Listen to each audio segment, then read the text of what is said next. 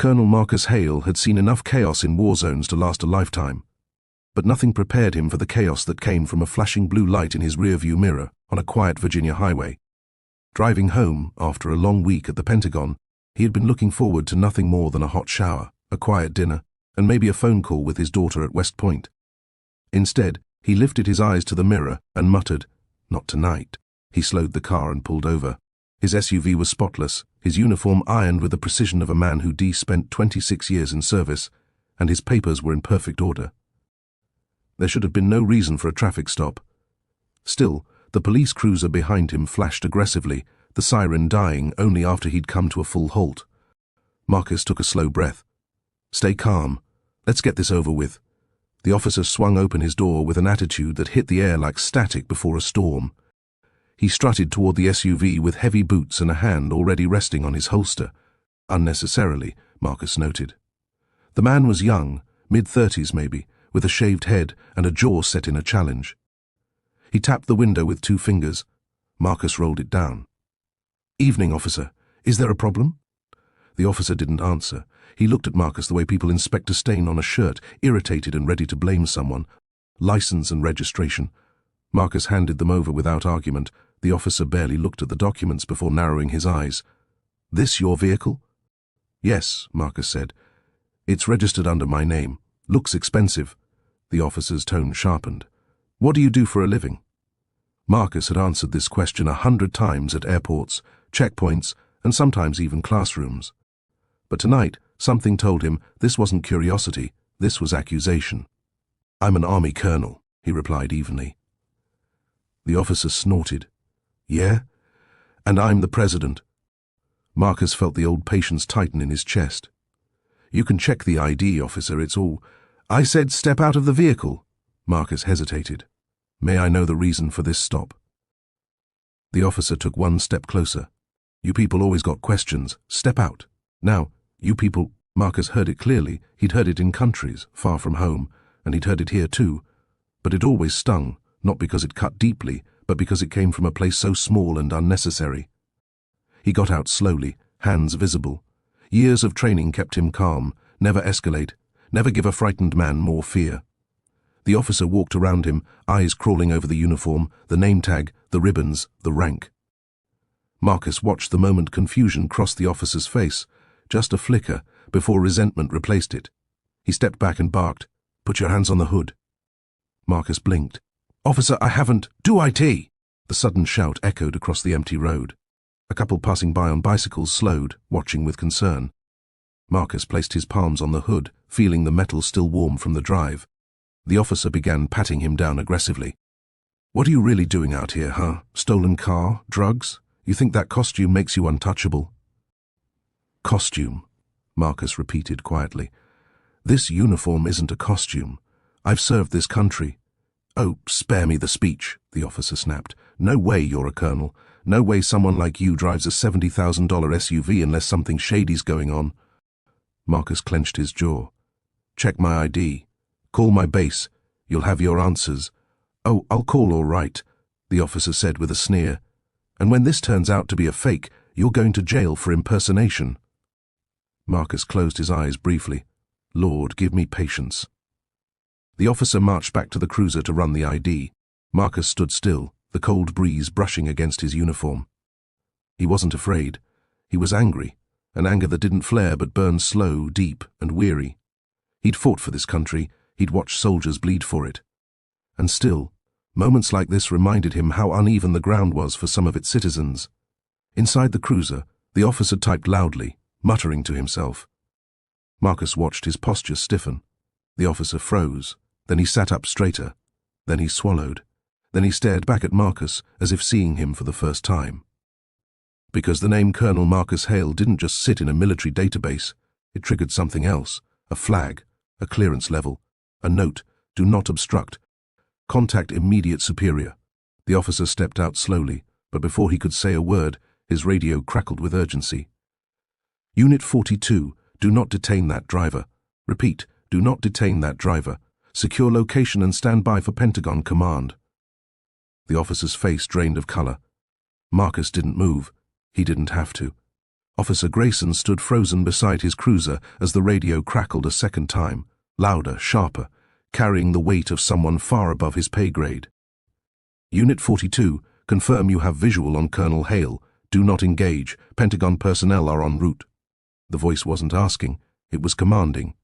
Marcus remained where he stood, hands still on the hood of his SUV, the discipline in his posture unbroken.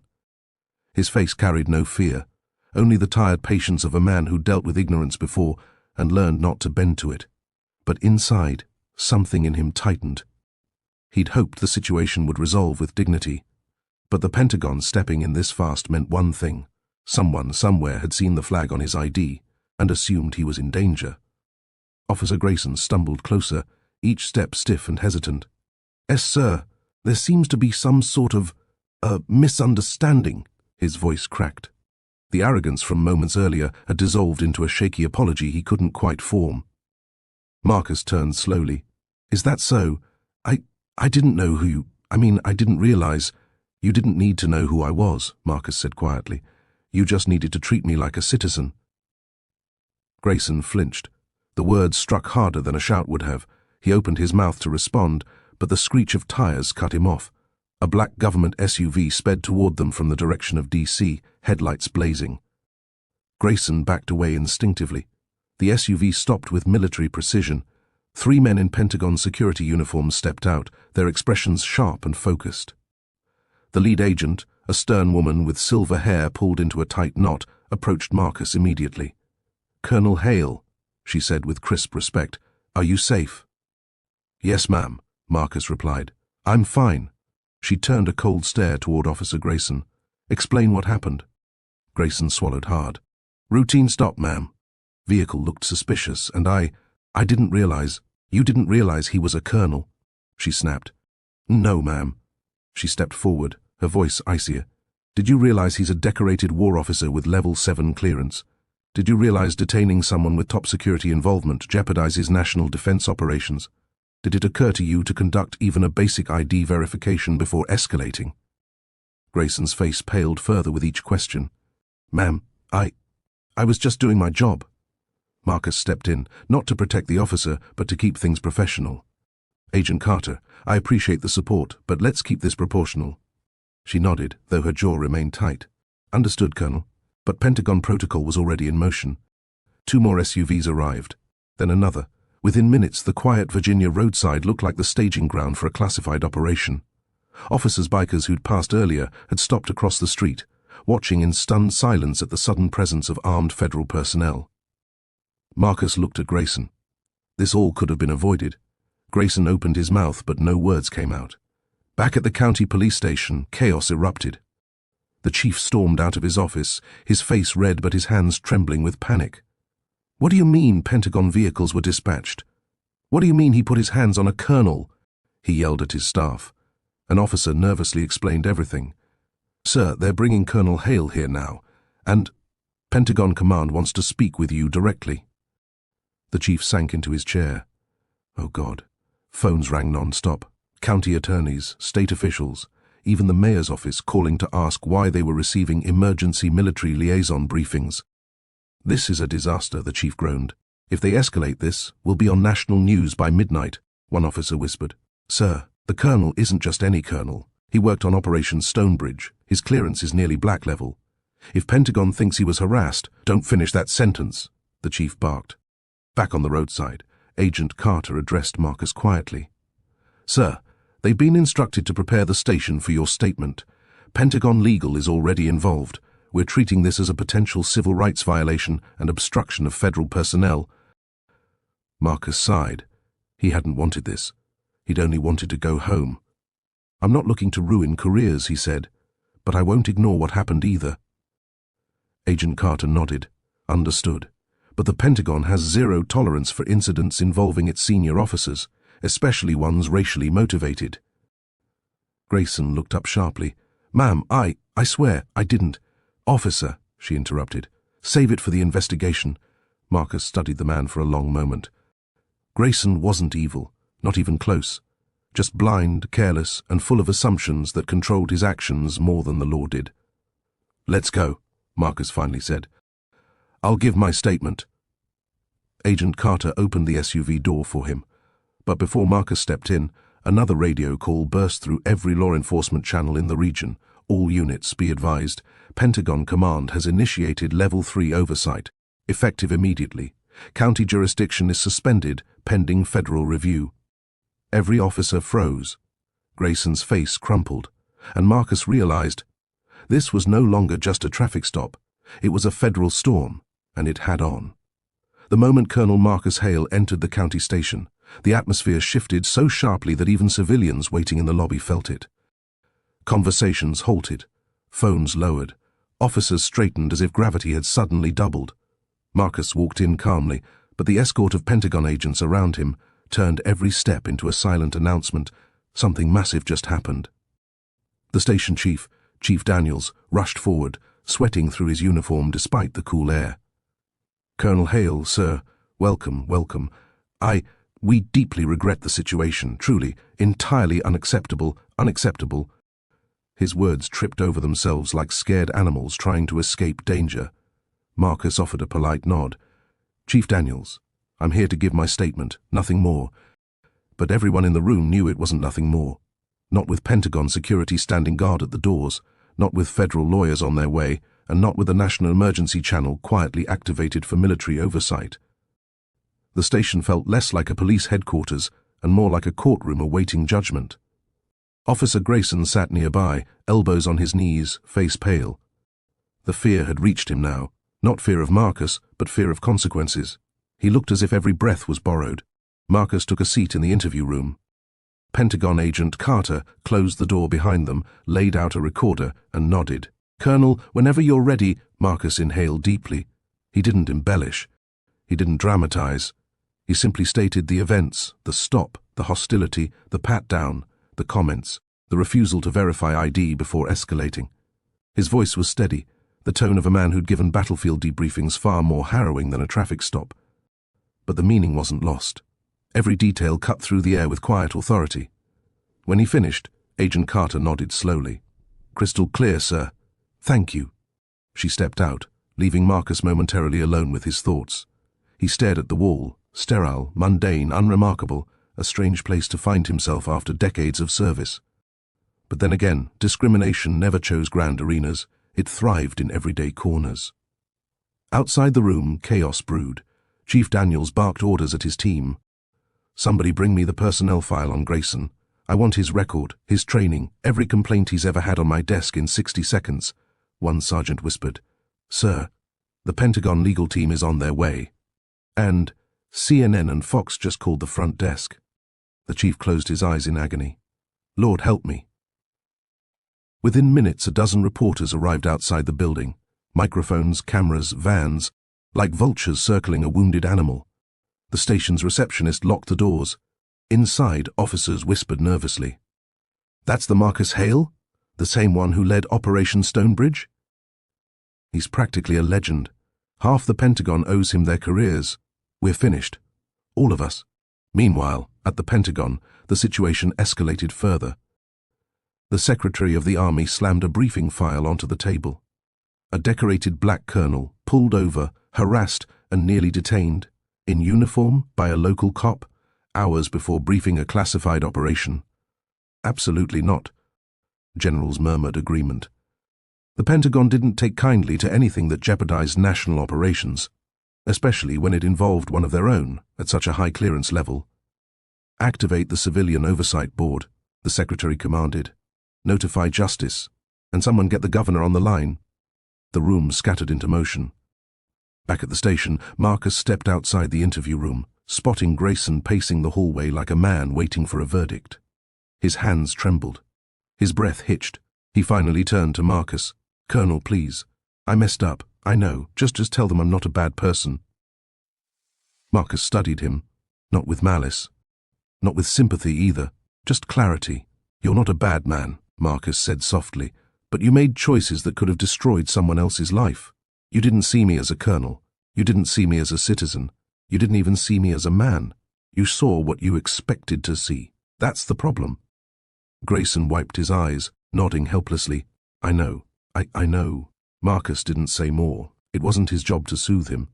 Agent Carter approached. "Colonel, federal lawyers just arrived. They'd like to brief you."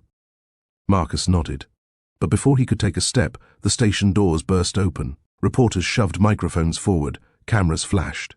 Officers scrambled to hold the crowd back. "Colonel Hale, do you believe this stop was racially motivated? Did the officer threaten you? Has the Pentagon taken control of the investigation?" "ICT, true, you have top-level security clearance?" The barrage came fast, relentless, hungry. Marcus didn't respond. He simply walked forward, calm and composed, the agents creating a protective shield around him. But the more he remained silent, the louder the story grew. Live broadcasts flashed across the country.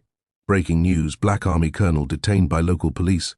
Pentagon intervenes by evening. Millions were watching. The station chief stared at the television in horror, and Grayson, sitting alone in a corner, buried his face in his hands. This was no longer a local issue. By sunrise the next morning, the entire country was awake and boiling. News stations replayed the bodycam footage that had been released overnight. Officer Grayson shouting, ordering Colonel Marcus Hale onto the hood, dismissing his uniform as a costume, ignoring his identification, and treating him like a criminal before checking a single fact. The footage spread like wildfire. Hashtags trended. Veterans groups issued statements before breakfast. Senators demanded accountability. Even the White House press secretary was forced to address the growing storm. Inside the Pentagon, the response was even more intense. A conference room filled with generals, intelligence officers, lawyers, and advisors hummed with urgency. The Secretary of Defense stood at the head of the long table, both hands planted firmly against the cold wood. "Ladies and gentlemen," he began, voice level but eyes burning, "one of our highest-ranking officers, one of our finest, was subjected to racial profiling and unlawful detainment in uniform. This is not only a civil rights violation, it is a national security issue." He clicked a remote, projecting Grayson's bodycam footage onto the wall. Marcus's calm voice contrasted starkly with the officer's hostility. The room watched in uncomfortable silence. A three-star general spoke up first. "This is unacceptable. Colonel Hale is leading Operation Sentinel briefing tomorrow. His clearance isn't just high, it's critical to our next phase defense plans."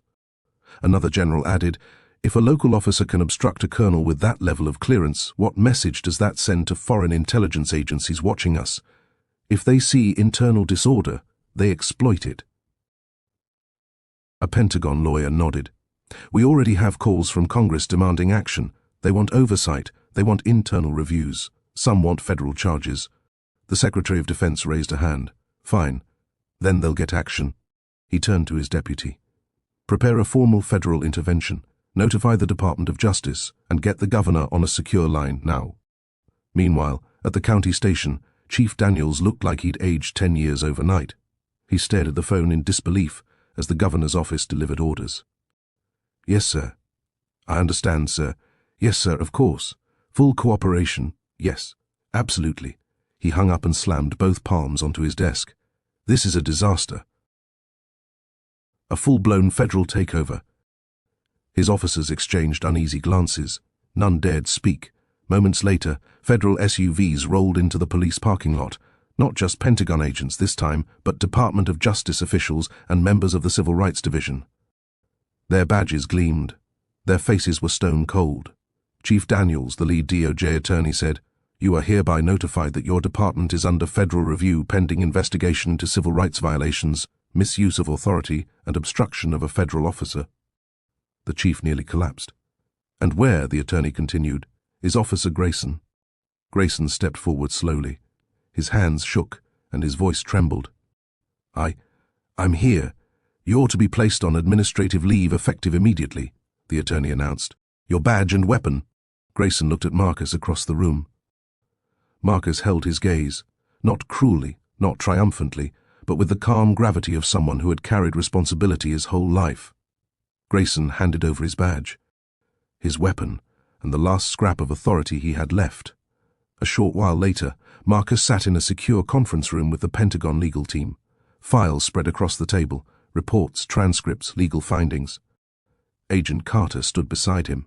"Colonel," said the lead attorney, "we're preparing for an official press briefing. The Pentagon intends to make a statement supporting you and condemning the misconduct." Marcus leaned back, exhausted. "I didn't ask for a national headline," he said quietly. "No, sir," the attorney replied gently.